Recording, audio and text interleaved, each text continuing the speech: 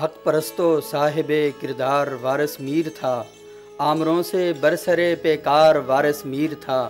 یہ الفاظ حبیب جالب کے ہیں۔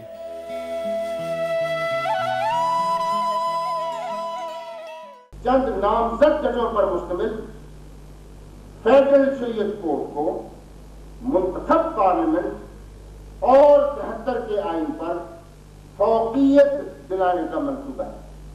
پروفیسر وارث میر کو اپنی حق گوئی اور فکری حریت پسندی کی وجہ سے زندگی کے آخری ایام میں سخت مشکلات اور دباؤ کا سامنا رہا۔ انہیں انسانی حقوق ایوارڈ اور علامہ اقبال گولڈ میڈل دیا گیا۔ وارث میر آزادی اظہار کے معاملے میں اور پھر عورتوں کی آزادی کے بارے میں بہت ہمت دکھائی۔ نوید فکر کے نام سے چھپنے والے ان کے مضامین نے ملک کے علمی اور تحقیقی حلقوں میں عروج حاصل کیا، جبکہ پنجاب یونیورسٹی انتظامیہ نے انہیں آمریت کی مخالفت پر شوکاز نوٹس جاری کیے۔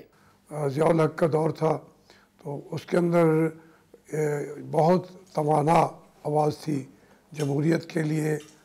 پروفیسر وارث میر 22 نومبر 1938 کو سیالکوٹ میں پیدا ہوئے اور 9 جولائی 1987 کو ان کی زندگی کا چراغ بجھ گیا۔ جب ہماری تہذیبی تاریخ لکھی جائے گی تو پروفیسر وارث میر کی حق گوئی بے باکی کا ذکر سنہری حروف پہ کیا جائے۔